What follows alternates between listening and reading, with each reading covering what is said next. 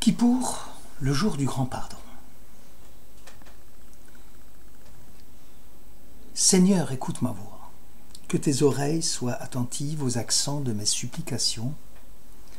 Si tu tenais compte de nos fautes, Seigneur, qui pourrait subsister devant toi? Mais chez toi l'emporte le pardon, de telle sorte qu'en te révère.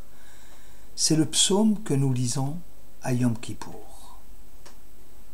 La loi juive a introduit le concept d'un nourrisson prisonnier chez les gentils pour incarner une catégorie de repentants qui étaient prisonniers de leur environnement non juif. Ce concept peut être élargi à toute société juive qui tournerait le dos à son patrimoine. Le retour de ces nourrissons prisonniers dans le giron du judaïsme implique un changement de mode de vie de fond en comble et oblige à inverser tous les processus de pensée. Tout se passe comme si c'était un nouveau saut d'existence qui appelle une transformation radicale. L'exemple le plus illustre est incarné par Resh Lakish, un docteur du Talmud, élève et beau-frère de Rabbi Yochanan, et qui fut chef de bande armée. Et Rabbi Yochanan a compris comment le brigand peut opérer une profonde révolution au cœur même du cours régulier de son existence et accepter le judaïsme dans son intégralité. Resh Lakish embrassa la culture de l'étude de la Torah et son nom est souvent associé en contradicteur à celui de son maître, Rabbi Yochanan. Le monde que Resh Lakish doit accepter est tout à fait nouveau pour lui sur le plan de la culture, du vécu, des relations humaines. Tout cela représente des difficultés beaucoup plus grandes que des problèmes pratiques qu'il doit affronter. Or, qui peut prétendre bouleverser son mode de vie à l'instar de Resh Lakish? Nos sages affirment que dans tout juif sommeille une étincelle de pureté et de bonté, prête à lui faire escalader des montagnes de difficultés et d'obstacles dressés sur son chemin. Chidouché Harim, commentant le premier verset du chapitre 15 de la Genèse, où Dieu disait à Abraham, Anochi, Magen Lach, je serai ton bouclier, précise que cette déclaration est suivie par la promesse qu'une étincelle pure sera toujours vivante dans les cœurs des fils d'Israël et dont la flamme ne faiblira jamais. Car le Saint béni soit-il veille précieusement à l'allumage permanent de cette petite flamme éternelle, et c'est là le sens même donné à la première bénédiction de la Hamida, Baruch Ata Hashem, Magen Avraham. Béni sois-tu éternel, le bouclier d'Abraham. Cela signifie combien même un juif se serait éloigné de l'existence juive et du mode de vie juif, l'étincelle de judéité qu'il véhicule au plus profond de son essence peut et doit lui être d'un ultime recours le jour où il décidera de briser tout lien avec son passé et en faisant l'effort de se considérer comme un nouveau-né, c'est-à-dire accepter de renaître à l'âge adulte. Quand, dans la vie de tous les jours, nous rencontrons des individus qui ont pris la décision effective de changer, et cela en dépit des difficultés, des objections et des inquiétudes de toutes sortes, tant sur le plan pratique, sur le plan professionnel, sur le plan intellectuel. Sache, disent nos sages, que c'est là le miracle de l'étincelle enfouie, capable d'attiser la flamme de la foi en Dieu. En rejoignant son peuple, le repentant retrouve ses origines spirituelles et historiques, et somme toute, retourne vers la source première, il revient à Dieu. C'est confiant dans l'existence de cette étincelle du Sinaï que nous osons nous présenter devant Dieu en le suppliant. Ô Dieu, Dieu de nos ancêtres, que notre prière arrive jusqu'à toi. Ne te détourne pas, Seigneur, de nos supplications. Tu le vois, nous ne sommes ni audacieux ni endurcis. Et nous ne te dirons pas, nous sommes innocents, nous n'avons pas péché. Mais nous le confessons, nous et nos ancêtres, nous avons péché. Prière de supplication de Yom Kippour. Bref, aucune de nos fautes n'a été réalisée, nous disions à Dieu, avec préméditation calculée parfaite. Nos péchés restent lacunaires, comme si au sein même de l'iniquité, il y avait chez nous un moment d'hésitation, celui où l'on prend conscience qu'on est allé trop loin dans le péché. Nos sages nous font remarquer que celui qui se rendait coupable de transgression des mitzvot négatives était passible de malcoute flagellation devant le tribunal rabbinique. Le nombre de coups portés ne devant pas excéder 40, bien que la Torah ait fixé le nombre à 40, car pour les grands hommes d'Israël, chaque transgression commise par un juif renferme en elle-même quelque mérite.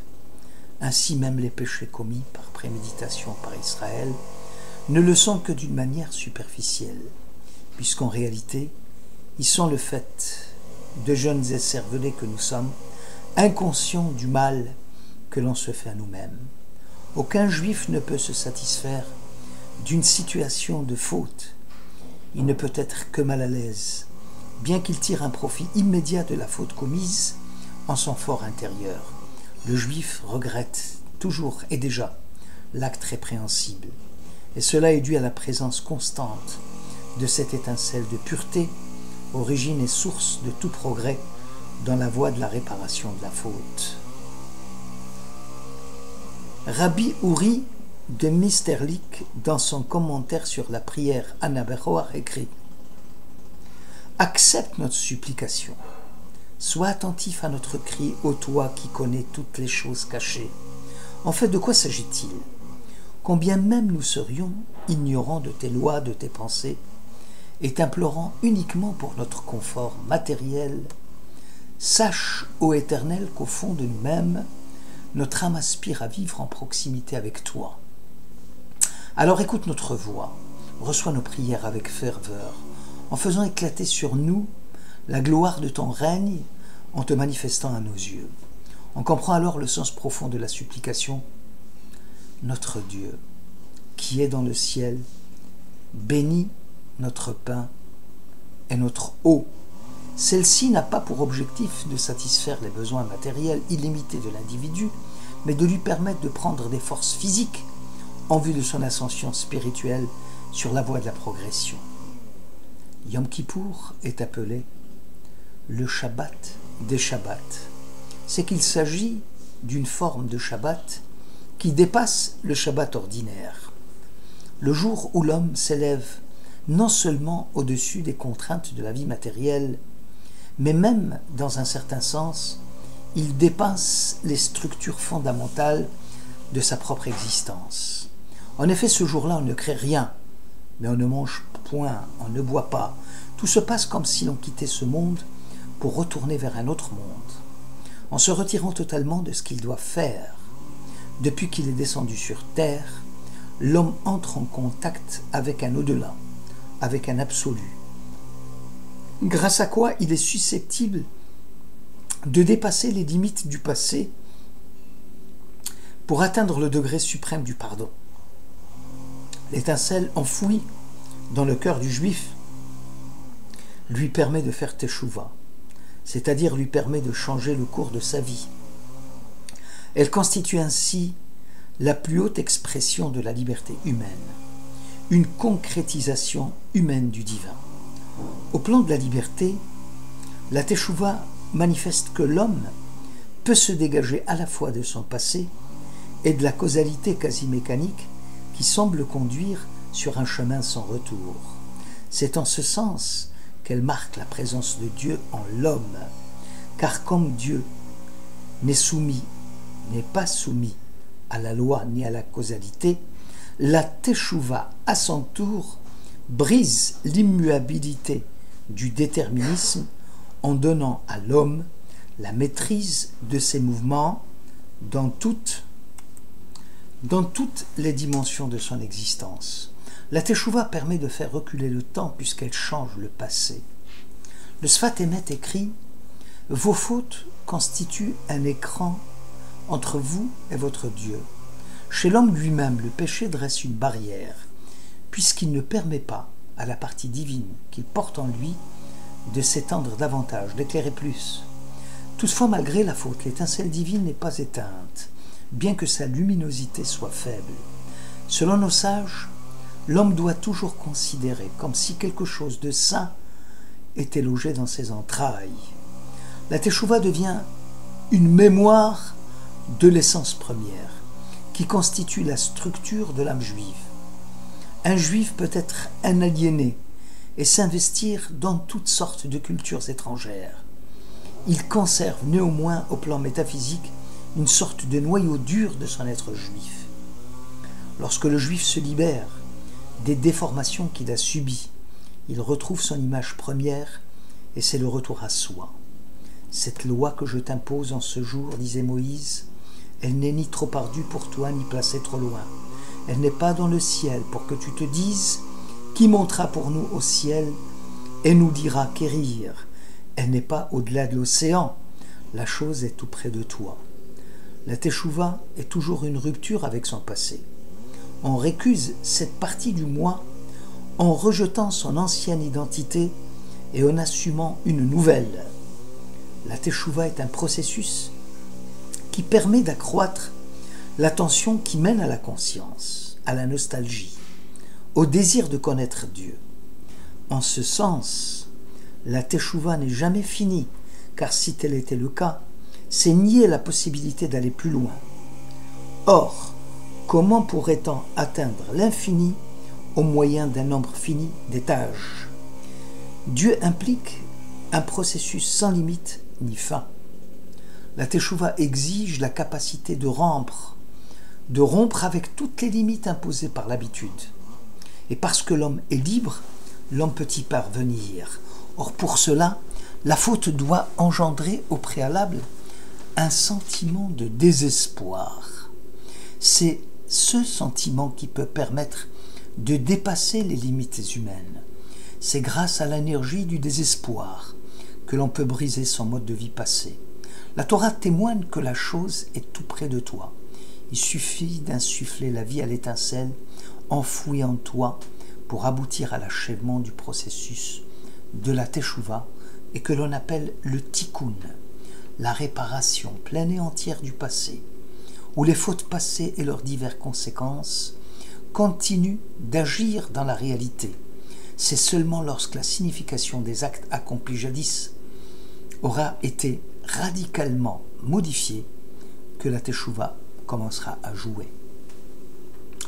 Chidushei Harim écrit à propos du verset Mima Amakim Keraticha Hashem, de la profondeur de l'abîme, je t'invoque, ô Éternel, qu'à partir du noyau dur enfoui dans chaque homme, que celui-ci peut réparer l'essence même de la faute jusqu'à ce que les fautes deviennent des mérites, c'est-à-dire lorsque la conscience de la faute devient l'élément moteur d'une incomparable soif de l'absolu, la faute passée devient facteur de stimulation de l'être.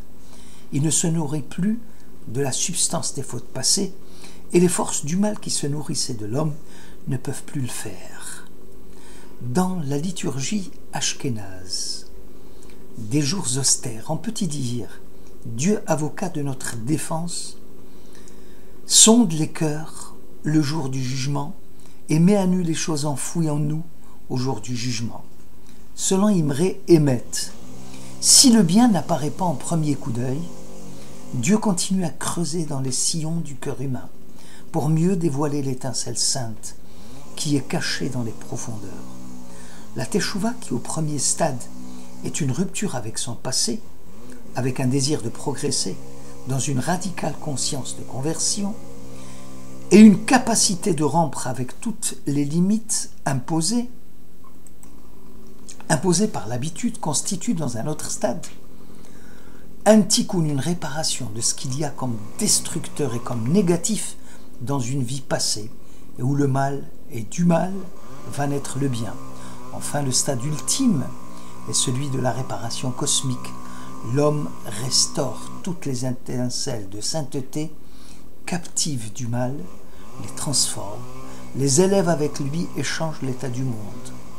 En ce jour aura lieu l'expiation, qui doit vous purifier de tous vos péchés et vous rendre unis devant le Seigneur. Même s'il n'y a pas de temps fixe pour faire la tchouva, puisque toute la vie est une tension permanente vers l'effort d'amélioration de sa conduite, le Yom Kippour est le moment le plus propice à sa réalisation. Ki bayom hazeh yechaper alechem.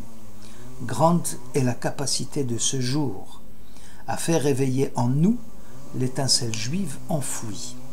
Le rayonnement de Yom Kippour joue le rôle de catalyseur chimique qui permet une réaction donnée. Il permet au fragment du divin venu d'en haut qui existe en nous, dans l'homme, de dépasser les limites assignées à son existence et à choisir d'autres chemins. Bonne fête de Kippour.